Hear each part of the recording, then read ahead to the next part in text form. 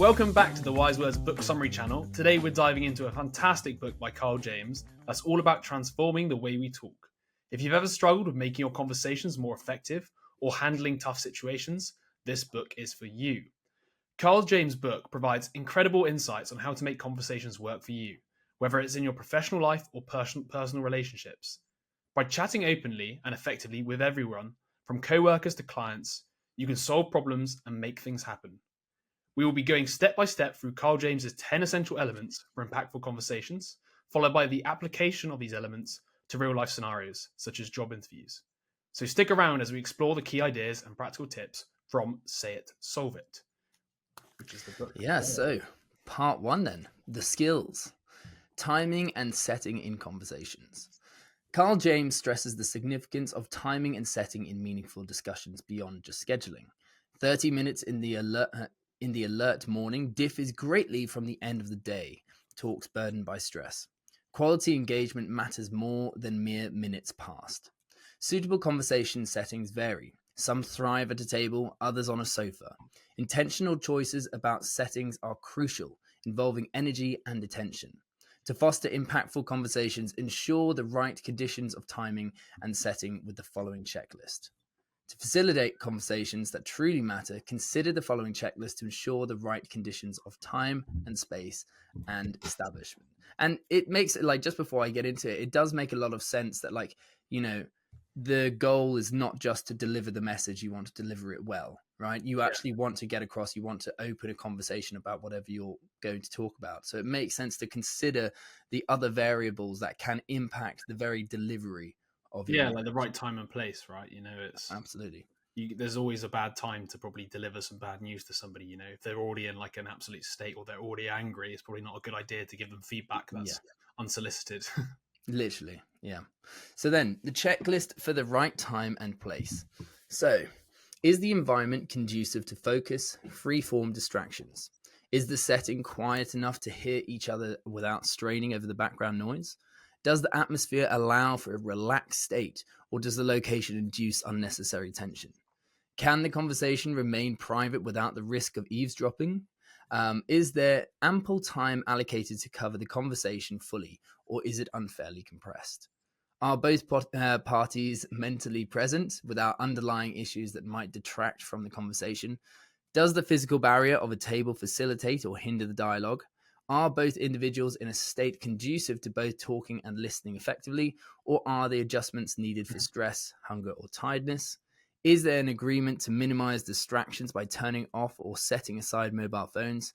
And lastly, could the ambience be improved by adjusting harsh lighting in favor of softer, more comfortable light sources? I guess what they're going to talk about there. I mean, it makes sense. It's just considering the environment, really. I think the big one for me is like people getting out their phones because they're getting distracted or they get messages. It's like so hard to talk to someone if they're like whipping out their phone or whatnot. I think that's a big one. And also when there's like a distraction going on, you're better off just acknowledging it and be like, sorry, there's something in the background that's like really off-putting, rather than like pretending like it's not going on, Yeah, for sure. Well, I think another one that's quite interesting. So those two are pretty like prevalent in this day and age. But another one is like if somebody's distracted by something that's going on in their life, they're not really going to be fully present.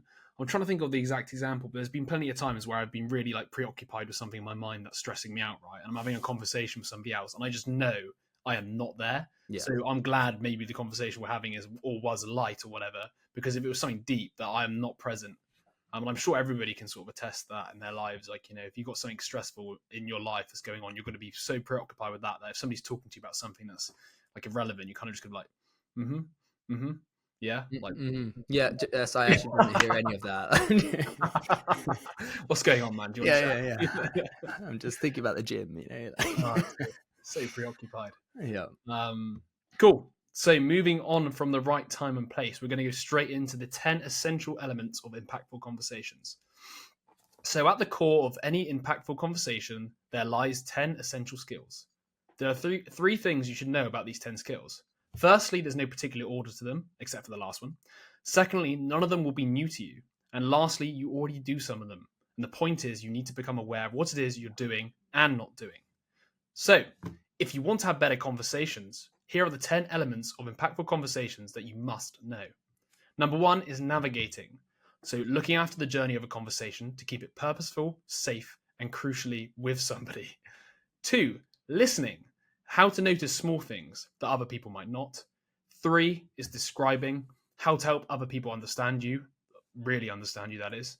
4, checking. Making sure you really understand what somebody means instead of assuming you do, which we all do. 5, probing. Digging a bit deeper to find out more.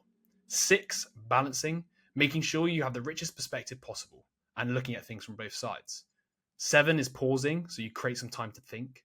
8 is suspending, so having a genuinely open mind and keeping it that way. 9 then is disclosing, saying what you really think without upsetting people. And then 10 is building, so adding to and enhancing someone else's idea rather than suggesting another one.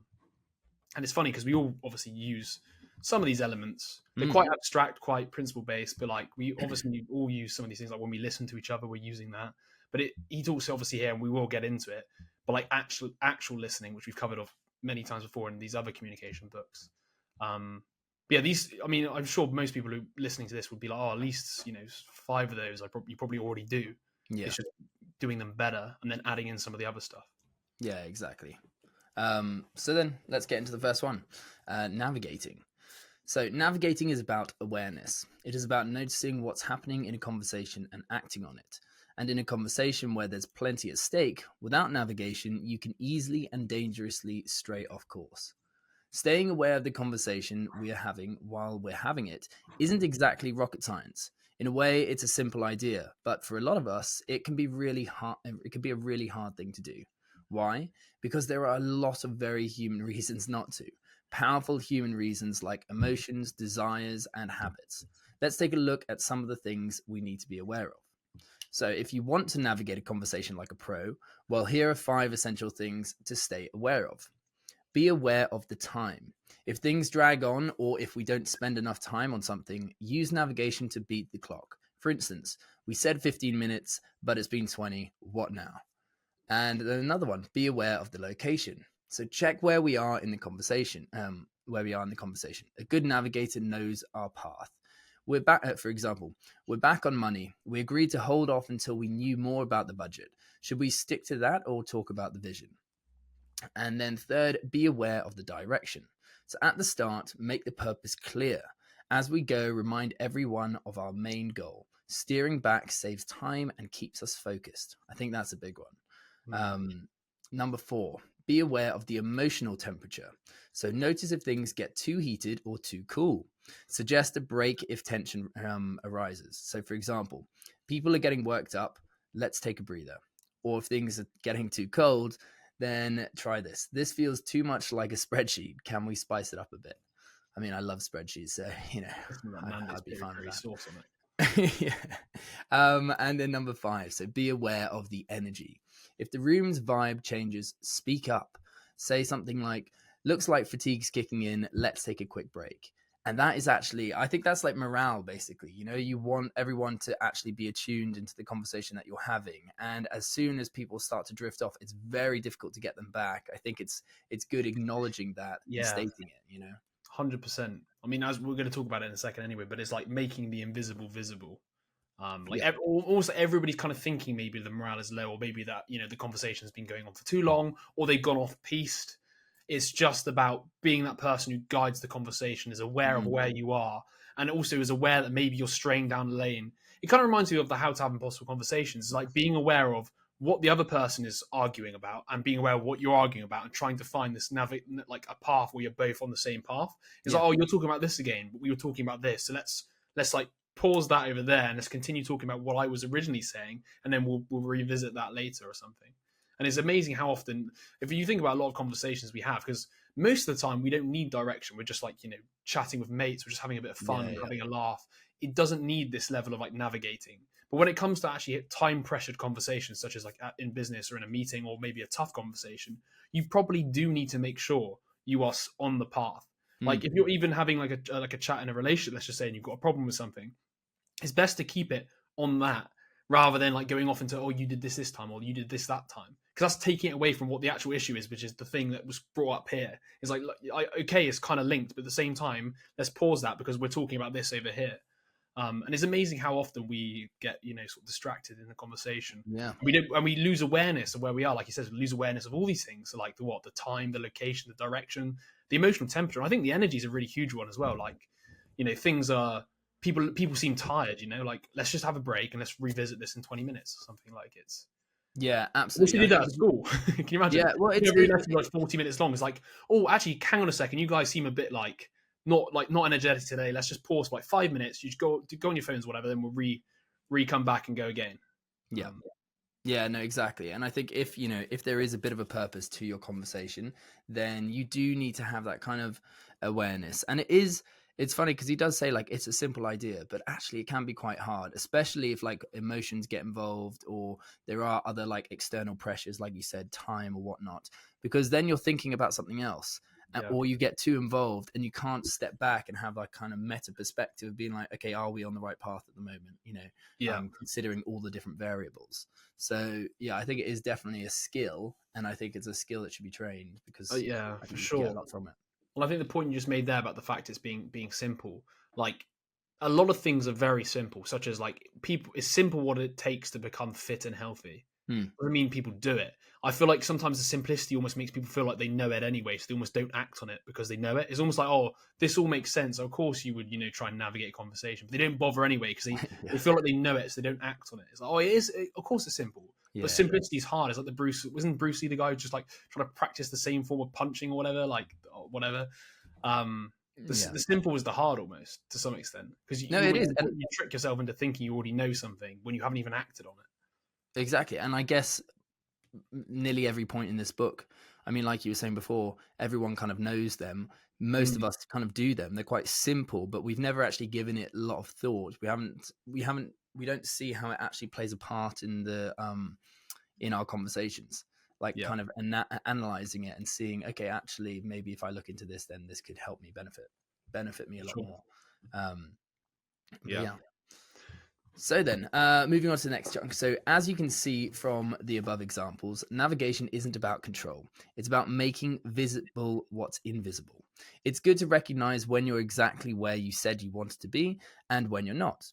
It's nearly always worth a reminder of what the central purpose of the conversation is. Little nudges in the right direction can save so much time. It's tempting for any number of reasons to get drawn into one kind of activity when you've said you'd focus on another. Navigating is the essential tool when you want to avoid mission creep. Yes. So what if you're struggling to navigate your conversation? Well, if you're still struggling to navigate your conversation, here are the 3 key stages to manage it. So, although navigating is foremost about awareness, we need to make sure we use this awareness to manage the journey of a conversation from the beginning to the end. So here's a rough template from Karl James, to help structure your conversations.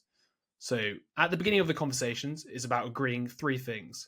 Firstly, what we're talking about. Secondly, why we're talking about it. And lastly, what kind of conversation we're prepared and not prepared for it to be.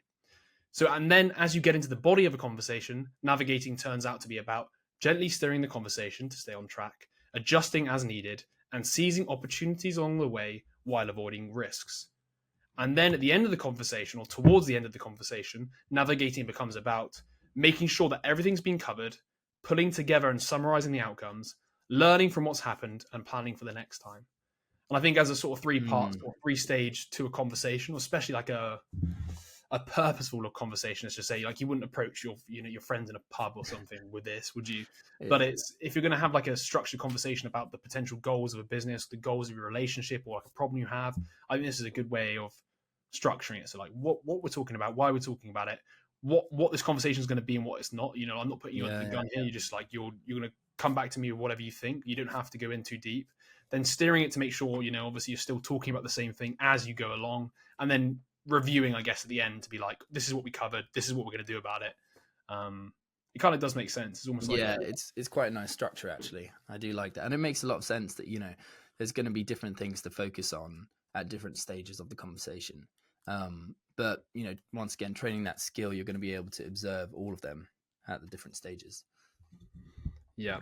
So Moving Yeah. on, chapter 2 then. So we've gone through navigating. Now we're looking at the second part of the essential element. So listening. So listening is the cornerstone of all conversation skills.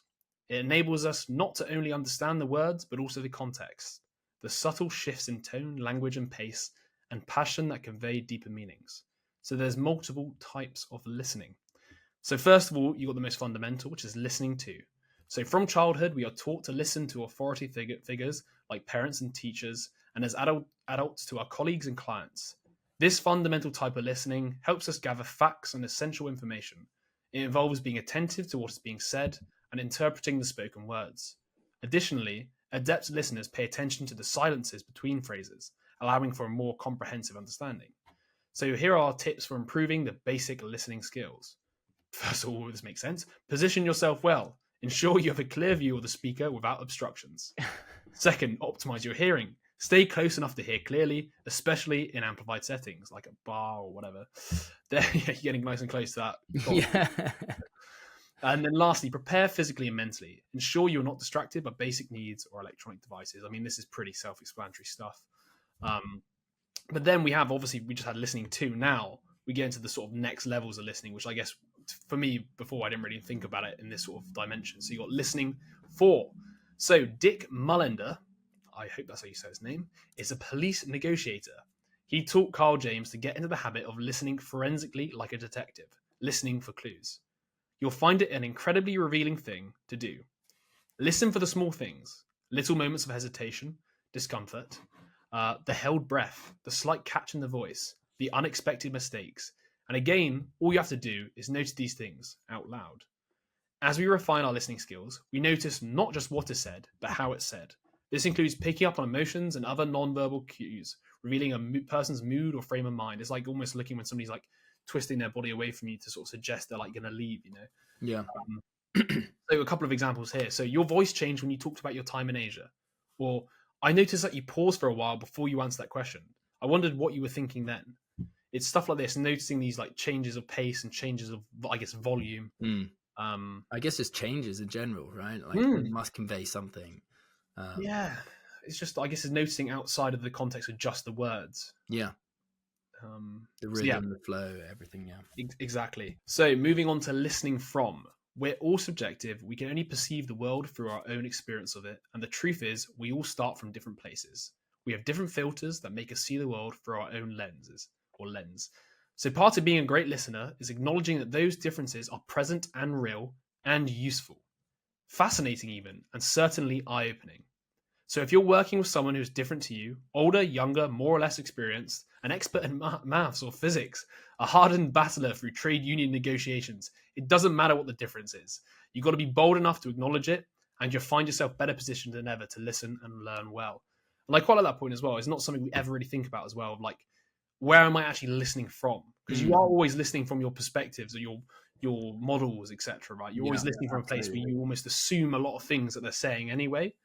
So it's almost reminding yourself that you're listening from a place that's different to where they're even talking from in the first place. Yeah. So we then have the very last part, which is listening with. So to truly listen, to authentically listen with, is to empathize and to imagine what it's like to hear and perceive the world differently with the other person's likes and dislikes, their perspectives and prejudices. To come as close as we can to sitting beside someone different to us and listen with them through their window of the world. This is the place from which we can learn. This is a place from which we can grow. And if we can listen with others, we can mature and develop a richer view of their world and ours. I quite like that. It's not even just listening. It's not even like listening from anymore. It's listening like as if you're sat next to them and you're in. I was going to say in them, but that's not good. Well, it depends with them. Depends who you really want to have that conversation with. Oh, dear. Oh gosh. So yeah, after all of that, what if you're still struggling with listening? Well, if you want to be a better listener, here are 3 bulletproof ideas to help you out. So number 1, focus your attention. Okay. Ensure you are free from distractions. Make sure you can clearly see and hear the person you're listening to. And then, I can see. Number 2, a comprehensive listening approach. So listen to, so engage without distractions. Listen for, keep an open mind and be alert to subtle hints. Number 3, listen from, recognize, acknowledge, and respect differences. And lastly, listen with, empathize, and embrace with those who have different perspectives. And that's just going over what you just talked about. Yeah. And then number 3, pretend you're a detective. Pay attention to the minor details, the pauses, the nuances. Focus on both what is said and how it is said, including non-verbal cues. That will be pro listeners after that. Sorry? So we're all going to be pro listeners after that. All Yeah. those detective listeners. So I wasn't listening, that's why. Oh, yeah. That makes sense. So moving on to chapter 3, describing. The words we choose and how we say them are crucial for clear communication. For example, saying, I want to make this work with you, can really affect a conversation. It's not just about intense moments. Paying attention to both what we say and how we say it can make our conversations more meaningful. You can tell I've had a lot of experience saying, I want to make this work with you. In important conversations, understanding someone else's perspective is key, especially when things are at stake.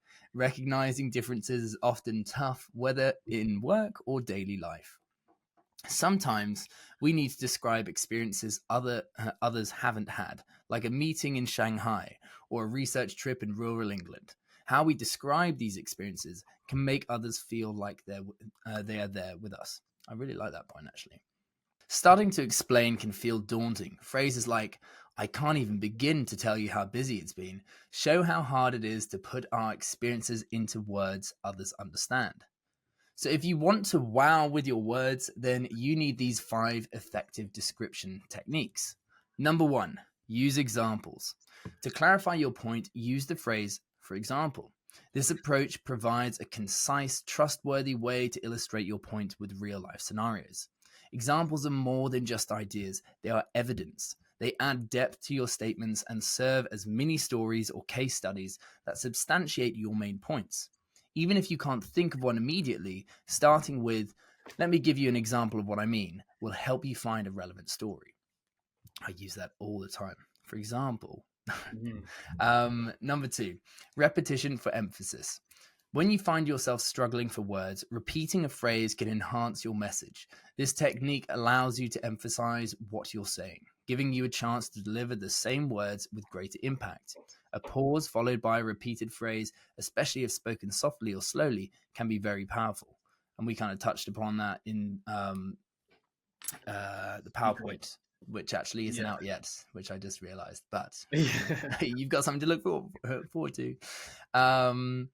Okay, number 3, simplicity. So use short sentences and be concise.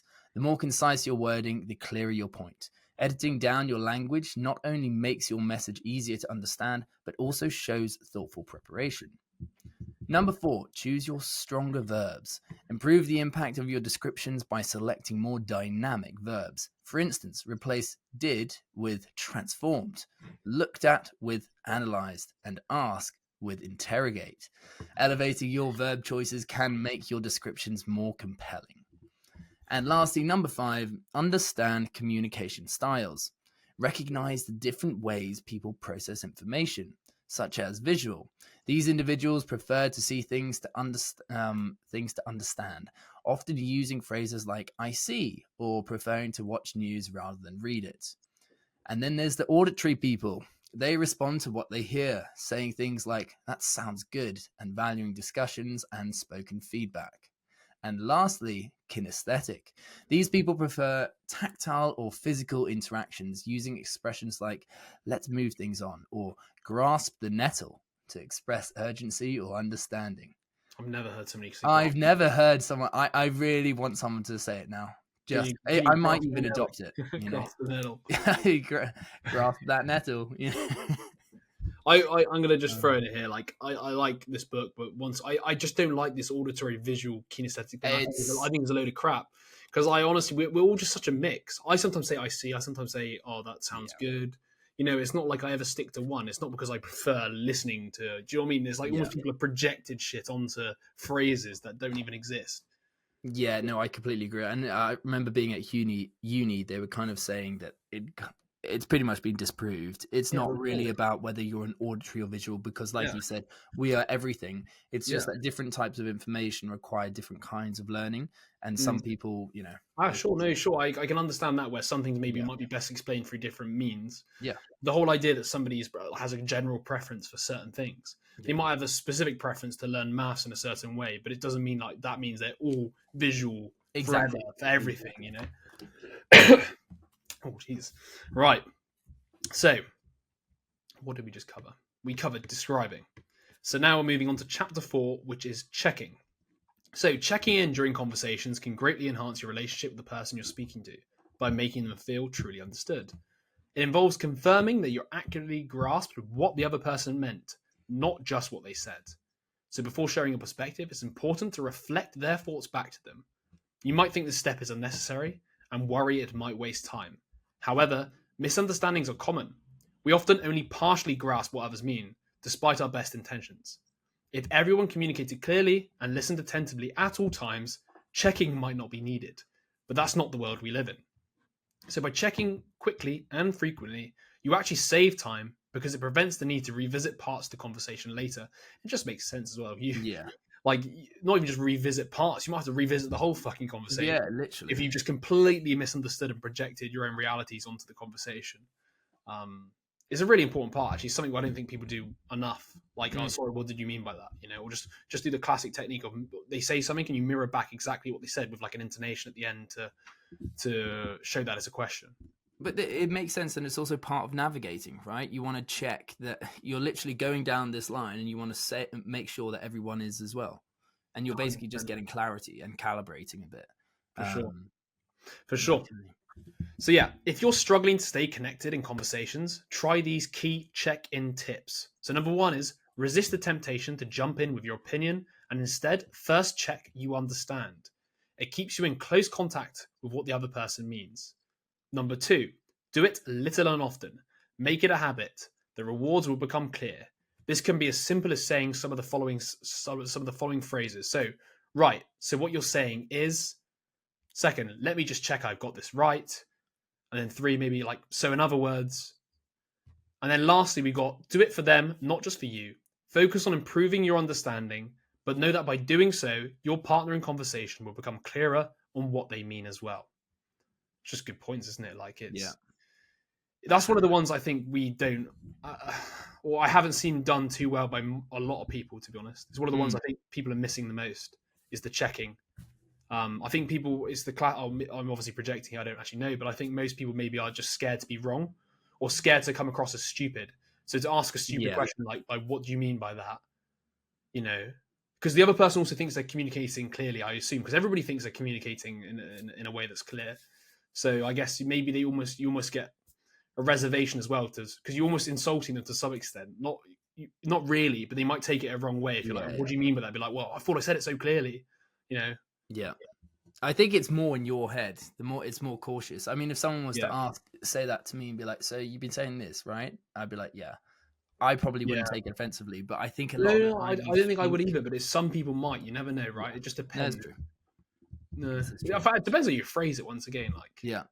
similar to, Yeah. I mean, you can't Are really you get wrong doing with the stuff this? he's suggesting there. Like, let me just check I got this right. Yeah, yeah. You know, Yeah. yeah. All right, then. Moving on to my favorite, probing.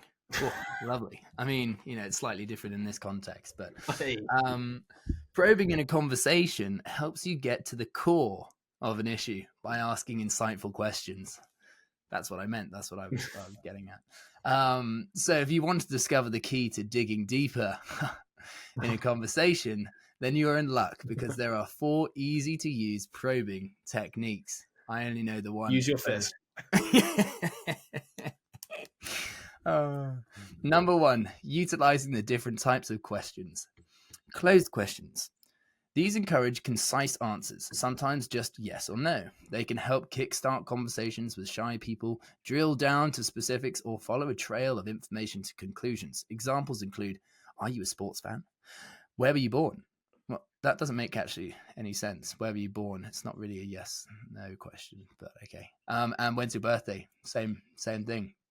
Okay. No, but it's more. There's like They're it's short an individual. No, but it's because there's a very specific answer. Yeah. If Yeah. that Okay. makes sense. Right. It's not open ended. You don't have to. Well, you do have to think about it. But I think Yeah. the point here is like, where were you born? Is like there's going to be one place, and it kind of there's no like Yeah. what's the word? Additive. I don't even know there's no like exploration afterwards. It's just like, oh, I was born in Bristol. Let's just say, Yeah. when's your birthday? 19th December, whatever. It's just the conversation's finished at that point, I think. No, it makes sense, and it makes sense why these are good for getting shy people to open up, because they don't have to start talking lots, but it's still revealing little bits about them. Yeah. And then you can move on to the open questions. So these are designed to elicit broader, deeper responses, ideal for exploring thoughts and feelings more fully. Examples include: how do you feel about your new job? What do you think about the current political situation? That's dangerous. Yeah, that one's going to really open Pandora's box. And then, can you tell me about your favorite childhood memory? Oh, what if you don't have any? Uncle Gary. Yeah. Using a mix of closed and open questions, like a combination of punches in boxing, can enhance your probing effectiveness. You did mention the fist before, so there you go. There's all there we go. that. Number 2, using why. Asking why repeatedly digs deeper into the reasoning behind statements or actions, but it's crucial to maintain a tone of curiosity without sounding accusatory. Questions like, why wasn't it finished on time? Or why was this kept quiet? Can quickly turn an inquiry into what feels like an interrogation. Guidelines for probing with why include preface tough questions. It's preface, isn't it? But I think so, but I've seen people. I pronounced it. Yeah. Terrible, Tristan. God. So acknowledge when a question might come off as blunt or harsh. For example, what I'm about to ask might sound blunt, but all I want to do is understand blah, blah, blah. Which is kind of like, look, no offense, but yeah. Proceed to say something really offensive. Like, what I'm about to ask might sound blunt, but you're a cunt. It's always the case, isn't it? That whatever you preface it with is almost like it's going to be the exact thing you're saying. It's not going to be like... Yes, exactly. But maybe it's just a nice way to alert them that you are about to insult them, and maybe that's you give them a little bit of like, I don't know, they get to emotionally come to terms with the fact they're about to get insulted. Exactly. Yeah. We might need to cut that last word. I didn't realize how. God, how riled up I am. Oh, God, no. All right. So then, moving on. Clarify your intention. So before you probe, explain why you're asking the question. This disclosure helps set a cooperative tone and reduces defensiveness. And then lastly, ask directly. Once you've set the context, feel free to ask directly, like, how and why did we lose so much money on something that's so cheap to produce? And then moving on to number 3, so nudging for more information. Sometimes softer approaches can be more effective, especially with people who are brief or defensive. Use phrases like, tell me more, or I'm still not absolutely clear on, or maybe, I wonder why that might be.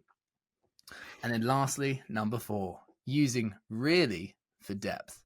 Inserting the word really can prompt deeper, more honest responses. For example, why work here? I mean, really, why do you work here? No, seriously, why the fuck do you work here, mate? Oh, and then another one. What's really going on here? I mean, this guy's having a little episode and keeps asking the same question. That's what's going on. No, but by mastering these probing techniques, you can uncover more meaningful insights in your conversations, leading to better understanding and problem solving. Yeah. I quite like some of those, to be fair. Some of those, like the really thing I think can work quite well. It's almost like it's a way of asking again for something that's more truthful. It's like, they say something, it's like, oh, but really, what's going on? Are you okay? Like, kind of thing. Yeah. It's the same thing with that you've mentioned, with the mirroring. It's like you just say the same thing back. It's almost like that. Like, really? Like it is literally, but it's adding the extra word. Sometimes I think that what's really going on here is quite a good example. I mean, the why work here, that's pretty accusatory. Like, why are you working here? But like, really? Like, are you okay? I love it. Because it makes a lot of sense, some of those probing techniques. So We've successfully probed them. Now we're going on to chapter 6, which is balancing. So, in everyday conversations, an imbalance might not be very impactful, like a supermarket trolley that pulls slightly to one side. But in important discussions, maintaining balance is critical. So, how do we do that? We can aim to take turns. So, when one person dominates a conversation, it often stops being a dialogue and turns into a monologue. So, to maintain balance, encourage taking turns by limiting speaking times to a few seconds or minutes, or use phrases to invite quieter participants to speak, such as, I've been talking for a while now, it's your turn. Or, I'd like to hear your thoughts on this, which I quite like. The second one more so. The second one more. The first one sounds like you're going to fucking talk. It's like everybody in the meeting just turns around, looks, and goes, your turn. It's like introverts just, they're like, no. It's like their worst nightmare. Oh, God. But I think that I like to hear your thoughts on this. Something that you can bring up something like, oh yeah, but what's your thoughts on this? Like, you're making it more collaborative again, right? You're switching the dynamic and the balance, like literally, like he says. No, exactly, and it's a way that I think. Yeah, you're right. I think that your turn is a bit too. Or would you like to? Yeah, would you like to say? Because when you say your turn, you're almost saying that you have the power and you're giving it to someone. Yeah. Rather than when you're like, oh, let's hear everyone else's. It's less so. It's less pointed. Yeah. Whereas I like to hear your thoughts on this. I like it shows that you value their perspective, kind of thing, doesn't it? Yeah. So yeah. So what if you want to speak up without being rude? So here are 5 simple points to interrupt effectively. So number 1, wait for a pause. Look for a natural break in the conversation, such as when the speaker takes a breath or pauses for thought. Number 2 is signal your intention. Before you speak, make a small gesture like raising your hand or nodding to indicate you want to contribute. Like 3, it's like headbanging, right?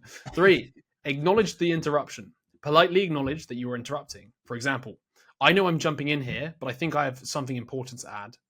Then 4, state your point. Clearly express your thoughts or questions. And then 5, reconnect to the original thought. So after making your interruption, reconnect to the discussion by referencing what was being discussed. For example, now when I stopped you, you were talking about the difference between profit and growth. I quite like that. Is like as a framework for jumping in. It's trying to wait for that initial pause, signaling to them so they know that you're kind of going to do it before you even do it. Obviously, stating the intention of why you're doing it because you think you've got something important to add. Then obviously making it clearly and concisely, followed by then bringing it back to where it originally was, so nobody's lost their sort of way. No, exactly. And once again, like that.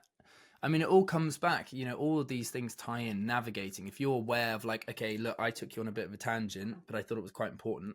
But then let's get back to, the purpose of this conversation. For sure. So now we're moving on to the balance of perspectives. So make sure to mix perspectives. So a diverse conversation seeks different viewpoints to enrich the discussion. Initially, state obvious differences to bring various perspectives into the conversation, such as, so far we've discussed the practical drawbacks. Does anyone think the plan isn't ambitious enough? And then you've got to challenge typical roles by encouraging participants to think outside of their comfort zones, like imagining a scenario from a less privileged perspective.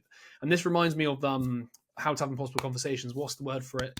Altercasting, I think, is the one, isn't it? It's like, if you were this person, what would you think about it? It's trying to put them into a different zone. So, for example, I guess if somebody was like, you're the boss, they're the employee, be something like, oh, if you were in my position and you had this, this, and this to measure up, what would you decide?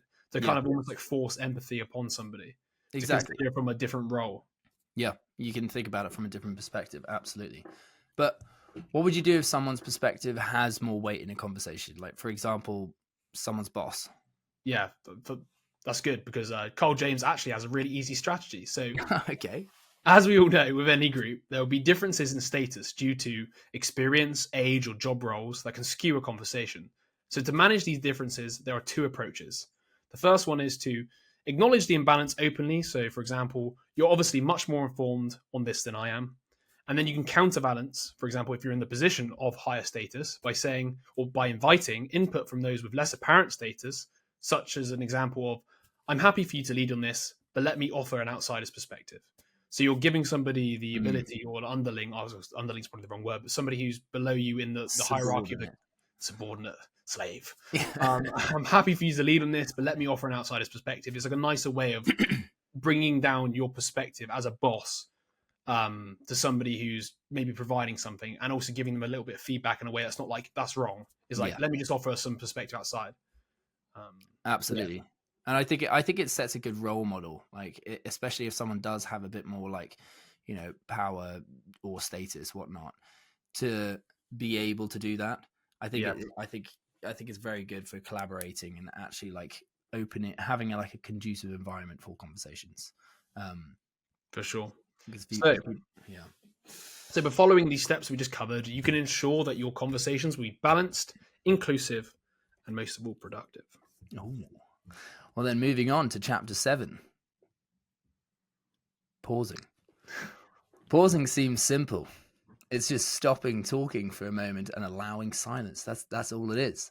However, it's not just about the mechanics. Effectively, pausing can be challenging, especially because it feels unnatural for many people.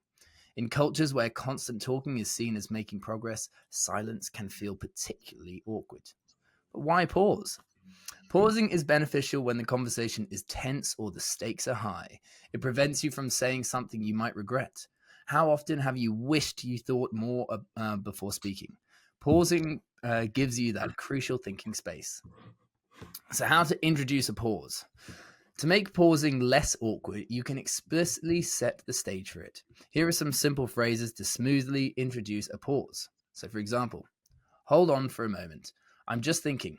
Let me collect my thoughts. That's a good one. Yeah. Or, okay, I have a few thoughts on that.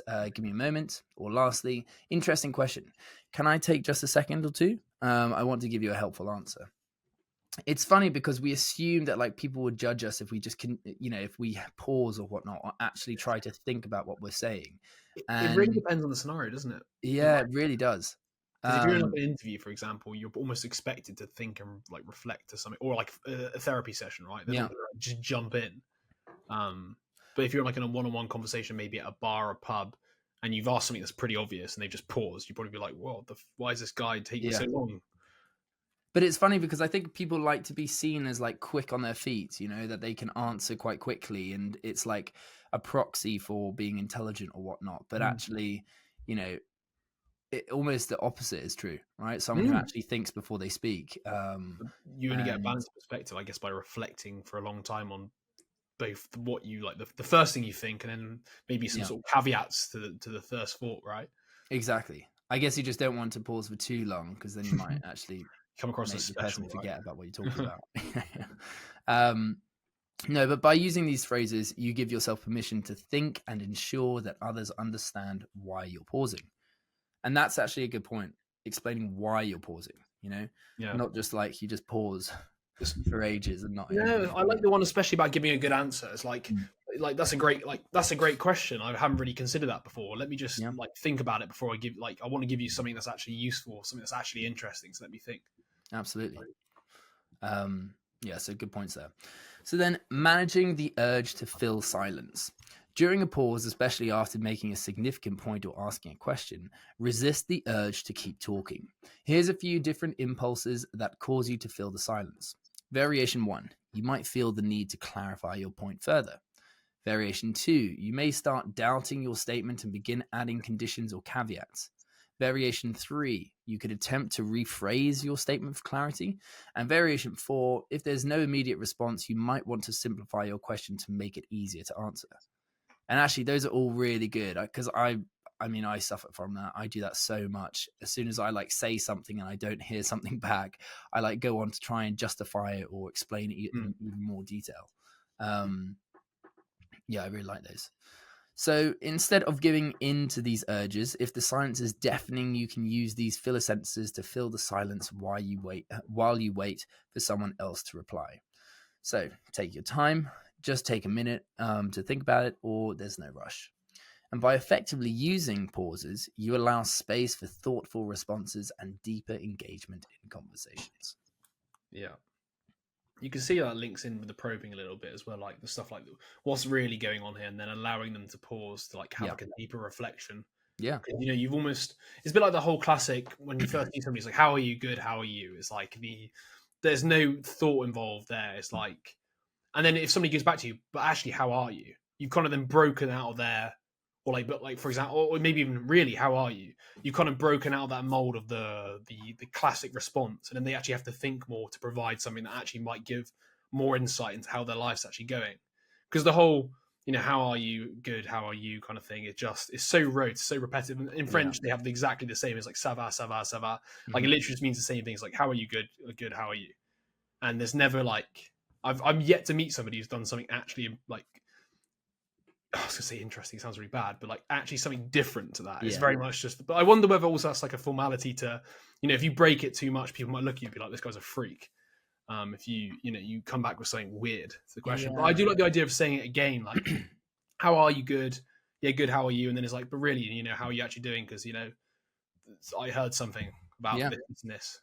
And you're starting to use that, aren't you? The really, and then like doubling down on something. Yeah, you're just probing. You're trying to get past the standardized responses. I guess that's kind of what it's there to do. But I guess this is why this book is very like relevant, because people don't want to talk about their fucking lives and all their problems when you're just passing someone quickly in the office, and that once again is like that kind of yes. How much do you want to go into detail about something, and does the current environment or situation or circumstances allow for it? I think the point there actually is more people do actually probably want to talk about the stuff, but because somebody's just done the rote, how are you? They almost feel bad to like to dump on you. Let's just say if they have a lot of shit going on. Whereas at least with the sort of like the probing of like the really what's going on with you, you kind of like encourage them to actually be able to release that in a way that like is reaffirm that you're actually interested. Because most people are right, it's just like very much small talk, like the small talk thing where it's like rote answers like what'd you do, this and that, and there's nothing more substantial. But then if you showcase that actual intent to go beyond it, such as like really how are you actually doing, because I saw this or whatever, then you've actually showcased an interest where they can then they then feel comfortable to talk about their own lives. Because I mean there are people out there who just chat to you about their lives forever, right? And they will not need to be prompted. But then most people, I feel like, need to be like prompted to some degree that somebody's actually showing enough interest in them for them to want to bring it out in the first place. So, no, I completely agree, and I think some people want the opportunity to be able to talk. It's just they don't really find that opportunity very often. Because probably nobody give it to them. That interest, right? Like it's exactly. And I've noticed this a lot with like the kind of interviews that I've been holding recently. Yeah, that once you give people the space to talk, and you kind of reframe the interview as just like a kind of chat. It's not like an interrogation of questions. Yeah. Then it just becomes this kind of comfortable place where like someone's genuinely interested, and I know that I guess interestingly with an interview, that you're being interviewed, and so therefore you feel comfortable with bringing something like talking about something. Once again, it's the context again, isn't it? It kind of impacts the way somebody behaves. Absolutely. They might be like you said, more willing to share stuff they wouldn't have done before potentially. And a weird question, weird point on this is that I found that in this like kind of interview format that I've been doing recently, I'd ask questions that kind of seem quite intrusive if they were just a common chat, right? Like, or tell me your story about this. But that sounds a bit weird. I don't normally go around asking people like that. I think it sounds weird until you've warmed up. Exactly. But then actually it's so it's like received really well. And it's just funny how, like, based on the circumstances, the questions have a different meaning, or the questions can be interpreted differently. Yeah, it's funny. Do you know what? On a side note as well, thinking about it, it's almost like a bit like when we do these podcasts. It takes a bit of time to warm up into it. And we've got to start like the conversation starts flowing. And I wonder if people need that as well with their questions. They kind of need like the whole purpose of small talk to some extent is to establish some level of like similar ground, and then you can start asking these more personal questions and start actually getting into it. And then it actually doesn't become weird anymore because you're both exploring your common stories or ideas or whatever. And therefore, when you do turn around and ask them, what's your story about this?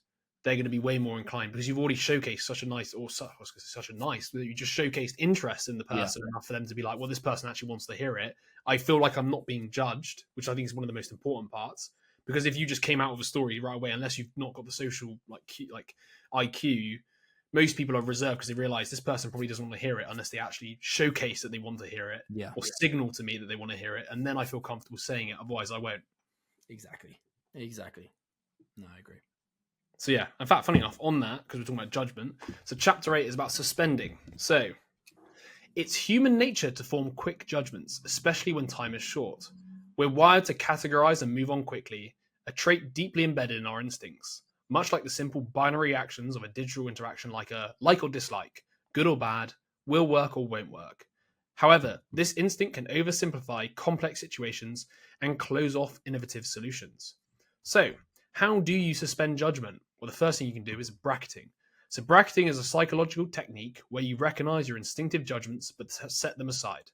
So, when you catch yourself making a snap judgment about a word, a look, or a fact, acknowledge it, but metaphorically place it in brackets. You can either write it down and physically move the paper aside, or imagine placing these thoughts in brackets and letting them drift out of your immediate focus. Then you've got 2, embracing curiosity. So, stay curious and open to possibilities. Curiosity drives creativity and combats cynicism. When faced with a difficult, with a situation, instead of settling with the initial judgment, ask yourself, what if we looked at this differently? Or could there be another approach to this? Then you've got number 3, which is radical openness. So, in moments of deep uncertainty or when solutions seem out of reach, the ability to suspend usual thinking is crucial. It might require boldness to challenge the status quo or propose what seems unthinkable. This could be the key to unlocking new effective solutions. Consider using phrases that open up new lines of thinking, such as, I think I might be changing my mind. Maybe this isn't going to be quite what we thought it would be. If we're going to change that, maybe we should change this too. Or maybe, wait a minute, maybe we're right and everything except this bit is wrong. Or even more like sort of bold. What would happen if we reverse the order completely? By practicing these techniques, you can better manage your natural inclination to make quick judgments and instead foster a more thoughtful, creative approach to problem solving and everyday conversations. Yeah. I think that's an important one because, how you perceive someone can make you interpret everything that they say in a particular way. And, you can't really stop your brain from having these snap judgments. But if you kind of I especially like the first one, just acknowledge it, move on, Be aware that that's your judgment, but then also be aware that it might be wrong. Yeah. And then if it is like a lot, well, then just like switch into that kind of learning mode that we've talked about in how to have impossible conversations as well. Like, why do these people think like this? Yeah, I think one of the most effective questions as well is the sort of Karl Popper like falsification thing, which is like, instead of looking for confirmatory evidence, let's say you made a judgment like, oh, I think this person's like this, I'm just going to judge everything through this. Is like, what about searching for the evidence that proves the opposite? So how is this person the opposite of what I've just said? Because quite often the fact is there's more of a balance to their sort of personality. Nobody's just like the one, like massively, like people have different levels of like egotisticalness and whatever. Yeah. But there's different areas where you could be like, oh, hang on a second, maybe I thought he was like this, but he's behaved like this in this way, and all of a sudden it's not. He's almost the opposite of what I originally thought he was. Yeah. So yeah, I think that's a good way to do it because obviously your brain just searches for like confirmatory evidence. So the best way is to try and prime it to be like, right, let's look for something that disproves this. Yeah, no, I really like that actually, like applying Popper to kind of a character analysis. Yeah, I really like that. Yeah. All right, well then moving on. So to chapter 9, Disclosing. So disclosing means openly sharing what you're thinking. While honesty sounds ideal, there are several reasons why you might hesitate, such as not wanting to upset someone, appear rude, or seem foolish. So preparation. To foster an environment where you can be honest, it's crucial to set the stage for the openness at the start of your conversation. This involves clearly stating the importance and expectations of honesty in the discussion, like setting an informal agreement or contract for the dialogue. So if you want to communicate honestly, well, here are 2 ideas on how to tell the truth more effectively. So number 1, share your intention. Before delivering a difficult truth, explain why you need to say it. This prep work helps make the truth easier for the other person to accept. Clearly articulate your reasons first, then share your thoughts. And then number 2, keep it personal. Frame your statement as your own perspective. This approach avoids the pitfalls of generalizations and assumptions, which can dilute the impact of your words. Use phrases that emphasize it's your viewpoint, such as, it seems to me as though, or my experience of it is that, or I can say only what it feels like from where I'm standing. Or lastly, here's what it looks like from my point of view. So when you speak from your personal perspective, you present your views as exactly that, yours. This not only prevents you from being objectively wrong, but also clarifies that these are your observations, open to agreement or disagreement. And I think that's really good because you're just stating, look, this is just how I perceive this, conversation, Yeah, or this is what I think. It may not be right, but it's just what I've, um, it's my thoughts, it's my opinions. So it kind of takes the stress off everything. for sure. These techniques have definitely been discussed before. And for example, Hmm. crucial conversations, I know for a fact they talk a lot about sharing your intentions when you start saying something. Yeah. And then I do like as well, I want to say it's from non-violent communication, but it also could have been difficult conversations. I can't remember exactly which one, but they mentioned this as well about the personalness, like taking ownership of your own feelings and making sure it is explicitly stated that you're not blaming them for what your experience is. You're just telling them as you feel it because it's personal to you. Like you're basically not trying to like blame them. And if you ever mention anything about them as never them personally, it's always usually their behavior. Yeah. It's never like you're a bad person. It's like the way you did that I didn't quite like and it made me feel uncomfortable. Yeah, absolutely. Because then you're taking ownership of the feelings itself. And it's like you can even say something like, I don't like the fact that I feel this way. I hate the fact that I'm behaving this way, but it's this action here that you did really upsets me and I can't figure out why. Can we discuss something like that? But Yeah. yeah. So it just goes to show it's funny, all these ideas just seem to cross-pollinate across all these different books, right? It's like you discover or rediscover them again and again and again. Yeah. And there's got to be some truth to it. So moving on to the last essential element. So chapter 10, building. So sometimes conversations are crucial because they're about to create something or we're about to create something together. This could be a new workflow, solving a problem, or developing a quick response to an unexpected opportunity. Unlike simply sharing ideas, co-creating involves building those ideas together. However, co-creating isn't always easy due to the natural tendencies that we have that interfere, which we will need to overcome. So if you're ready to generate amazing ideas together, here are 3 strategies for effective co-creation. So number 1 is shifting from my idea to our idea. So embrace each suggestion as part of a collective effort. Even if you're not convinced by an idea, try to build on it rather than dismissing it. This helps create a more inclusive and productive environment for innovation. Number 2 is stay on course. Remind yourself of the conversation's purpose to avoid drifting off topic. This focus helps maintain the direction and productivity of the discussion. And then 3, and we've covered this lots of times before, adopt a yes and approach. Instead of shutting down ideas of a yes but, try yes and to add to the conversation constructively. This encourages a more open and additive dialogue where every contribution is valued and built upon.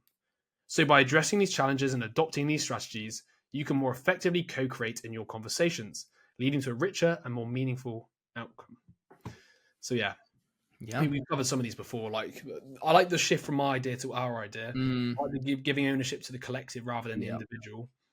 It's like changing from I to we, Yeah, or us. 100% is using small language changes like that. I think the stay on course is good as well. Like the idea that if you're, trying to achieve a solution as a group or come up with a problem, the ability to like not get distracted by certain things. Like you said this, let's put this here to the side. Let's continue on this like thought process for now, and then we'll come back to that later. And then the classic yes and approach, which we covered across so many of the different books now. Like it's nuts how many that's come through. The idea of just not stop, not. Which I still don't use yet. yeah. It was really hard. It's really unnatural. It is. It just Really feels unnatural. odd saying it, but I think the more you do it, the more comfortable it will become. Right, so now we're moving on to part 2 of the book, which is basically the application of the 10 essential elements we've just covered into very specific circumstances, such as job interviews. We aren't going to cover every chapter in this podcast just because it would take too long. We're going to cover the ones that we thought were the most interesting and probably most applicable to the people listening. So yeah, here we go. Part 2 is the situations. So having covered the 10 core skills, it's time now to move onto the second part, the section where these skills are put to work in a variety of situations. It's worth noting that all of the skills are important, or at least they could be, but some are more important than others in each situation. So yeah. Yes, chapter 11. I'd be perfect for you. A job interview can often feel overwhelming, especially when we're trying to remember numerous things while battling nerves and shaking confidence. However, it's important to remember that at its core, an interview is just a conversation with a purpose, to find the right person for the job. So how can I take the ideas that we've just covered, Tristan, and nail a job interview? Well, it's funny you ask that because all the essential elements are important, but there are a few key ones to take into account, such as navigating. So think of the interview as a conversation, not just question and answer. For example, when asked a question, guide the interviewer through your thought process. For example, okay, how about I give you an overview first of what my old company was really focused on, and then get into a couple of examples to illustrate what I did most in my old job. And that's when they reply, look, mate, I just asked you your name. Okay.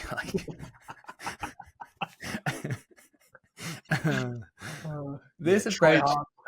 yeah, that's a no. This approach helps the interviewer follow along with your answer and reduces the likelihood of interruptions. Then go on to use disclosing to your advantage. So, being open about your thoughts can significantly enhance the interview. Disclosing what you're really thinking shows that you're comfortable with honesty, an essential trait for any job. It makes you appear less like a stranger and more like a trustworthy candidate. For instance, being open about your thought process. For example, I think I might be changing my mind about this approach. This kind of honesty not only makes the conversation more authentic, but also demonstrates your ability to reflect and adapt. And then lastly, describe and pause. In the limited time of an interview, how you use your words matter. Be thoughtful in your responses and don't rush. For example, when you're asked about your strengths, instead of rushing into an answer, take a moment. Interesting question. Can I take just a second or two to think it over? I want to give you a helpful answer. This not only buys you time to think, but also shows that you are considerate and deliberate in your responses. So by applying all these simple conversational techniques, you can transform a stressful interview into an engaging and effective exchange that showcases your best qualities. Now, Jess, I want to ask, would I have got the job? I think so. Oh, Yeah. there we go. That's what You I didn't want to tell me your hear. name though. Fuck, yeah, no. Can I just get back to you? I'm just trying to think about that for a couple of... it's a good point in remembering that, like, okay, yes, you might have a lot on the line and they can always seem quite daunting interviews, but actually the more you slip into a kind of more conversational tone, as long as you like admit, Yeah. how you actually think about things and take your time, you're there. They're trying to find the best applicant. It's the same thing that I go through when I do like auditions. They want to go home early. They want to say, yes, we found the right person. So, take your time, do like be you, and don't feel so rushed and pressured. Although it's easier said than done. But It is easy, of yeah. course it is. It always is. But I quite like the navigating as well. You can really you can really take control of the conversation. Yeah. Which I quite like, because especially if most people have a game plan with their interviews anyway. So the ability to kind of like, if they ask you something, you can just be like, hold on a second there, kind of like, hold on there, Buster. I'm gonna give you an overview of my old company. And I'm gonna give you this. It is like, oh fuck it up, because it does actually show that you're quite what's the word, like confident as well. Yeah. To take charge of the conversation, kind of thing. Yeah, I'll give you my resume here, but actually I want to tell you a little bit about what I previously did and all the examples. I think it just showcases that you got a bit of balls to you. Yeah. I think so. So yeah, moving on. So we're going to go past chapter 12, which was all about hiring, straight into chapter 13, which was called Good Call. So it's all about making decisions. So making good decisions involves overcoming two main challenges, time and information. So here's how you can address them through effective conversation techniques. So first one is managing time. Often the biggest obstacle to decision making is not the lack of time, but how we use it. For example, an event planned over 6 months might end up being rushed in the last 6 weeks due to poor time management. To avoid this, address key decisions early on. If you're organizing a conference, for instance, decide on your venue and speakers early to avoid last-minute scrambles and wasted efforts on feasible options. Then we've got ensuring informed choices. So making informed decisions requires solid, reliable information. Simply discussing options A, B, and C isn't effective if these options haven't been thoroughly evaluated. Good conversations focus on well-sourced and critically assessed information, moving beyond superficial details to explore relevance and new possibilities. So, if you want to make better decisions together, discover the key techniques for effective decision making in conversations. So, the techniques are navigate or navigating. Start by clearly defining the conversation's purpose and scope. This approach helps prevent scope creep and makes it easier to keep the discussion on track. For example, Let's clearly define what we need to achieve in this conversation so we can focus our efforts and avoid getting sidetracked. Then 2, you got disclose. So be transparent about your thoughts and intentions. Clear communication can significantly speed up the decision-making process. For instance, this is a crucial decision. Let's be upfront about what we think. It's okay to disagree, and it's more important that we are clear and honest with each other. And then we've got check. So always verify what you heard to ensure understanding and accuracy. This can prevent misunderstandings and refine the decision-making process. You might ask things such as, can you confirm that I've understood this correctly? Or is there anything you'd like to add or correct? And then lastly, we've got probe. So use targeted questions to dive deeper into the information presented, ensuring it's robust enough to base decisions on. Ask questions like, are we confident these facts are accurate? Where did these numbers come from? How reliable is this source? What are the key takeaways from this data? And which figures are the most critical for our decision? So by focusing on these areas, you can make the most out of your conversations and ensure that your decisions are both timely and well informed.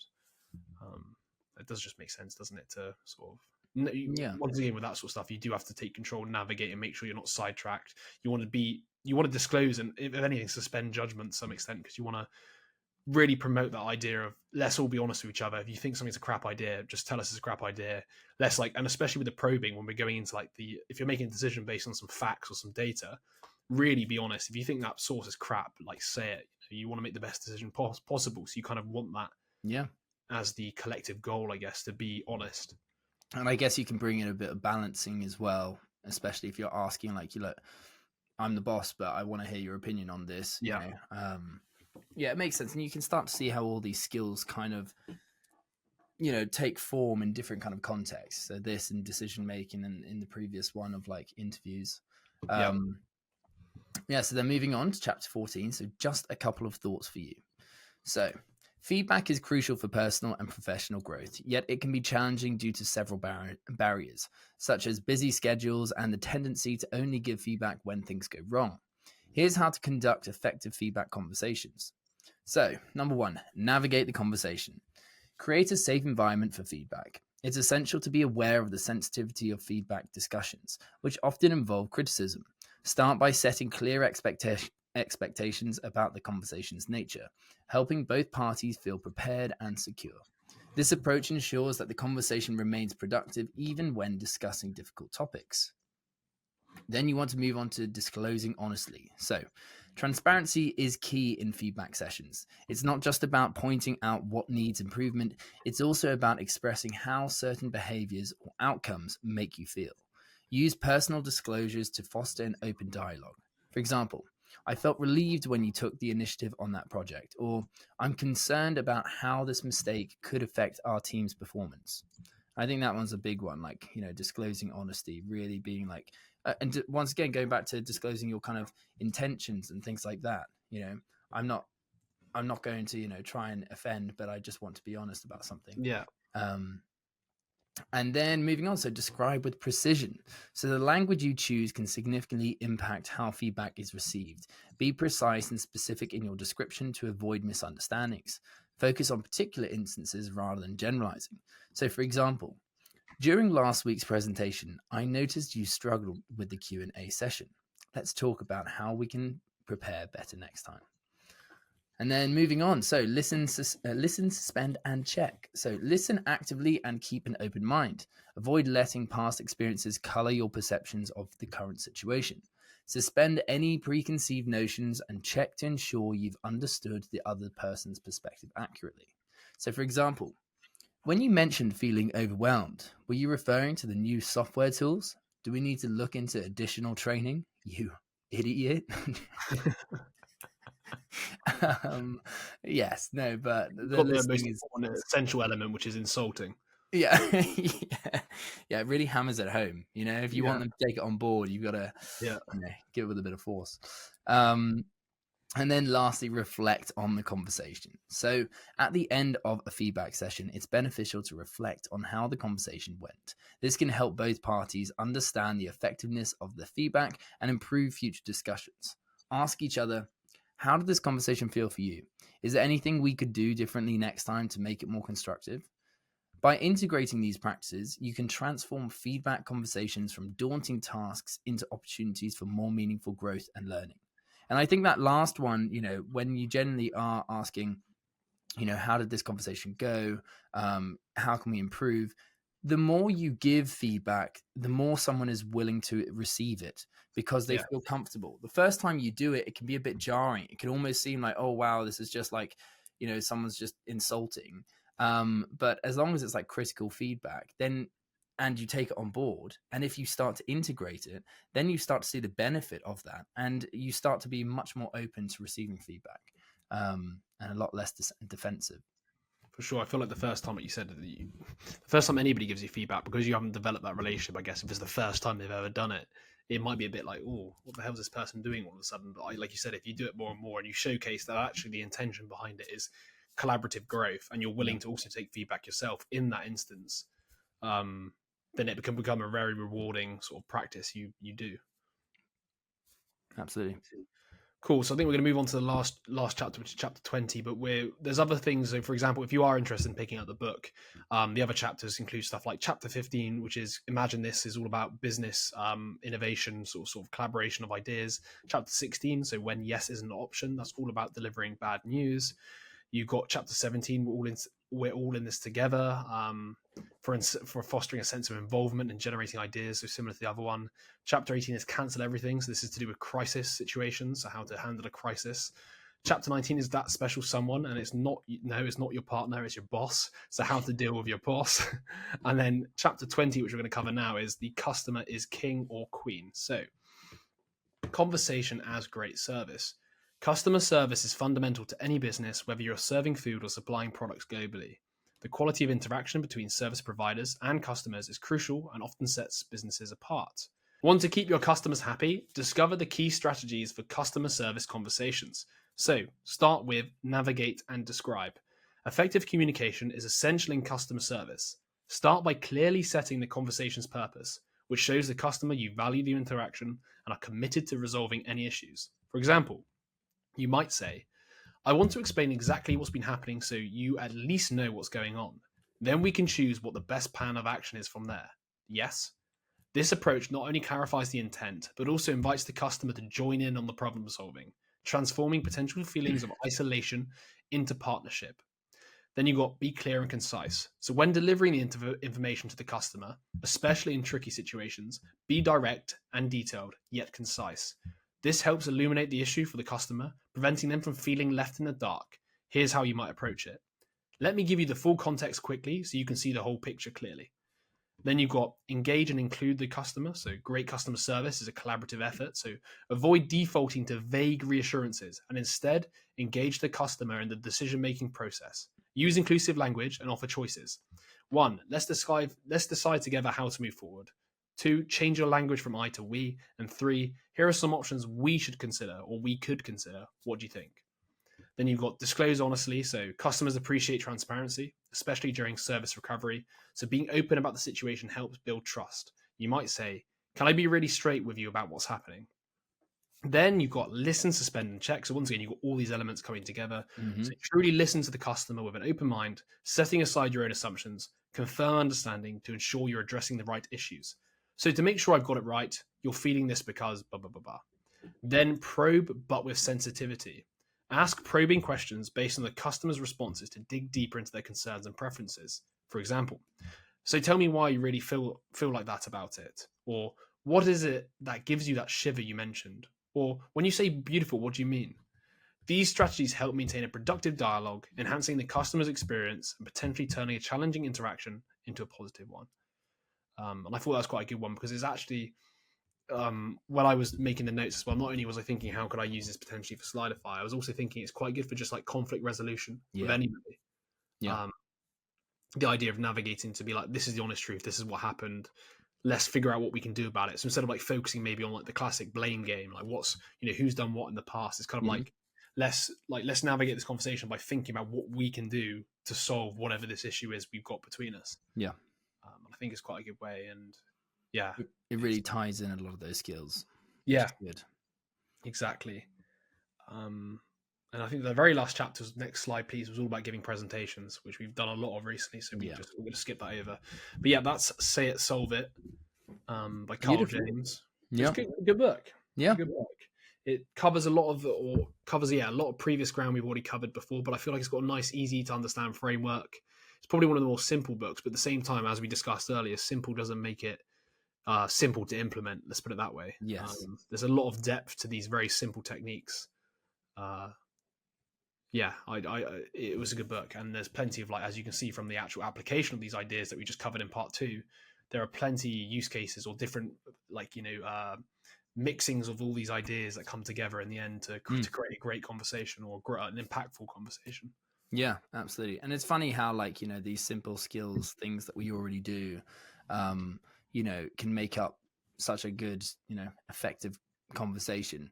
It's just we kind of look over them and we just take them for granted, but actually diving into them in a bit more detail than this allows you to, like, think about, oh, okay, next time, why don't I, like, focus on that, focus on this one. Yeah, exactly. Cool. So that is the end. So that's a wrap. We're probably doing, I think, comedy next, isn't it? Step-by-step guide That's to comedy. the one. Yeah. So we'll be filming that soon and we're getting that live, working on our comedy skills. Exactly. I mean, that's basically what I was just doing this whole time. The whole time, yeah. Yeah. So just you wait, guys. Just you wait. Next one. No, I don't want to build an expectation. I'm gonna fall flat otherwise. And on that note, that's a wrap. Yeah, beautiful.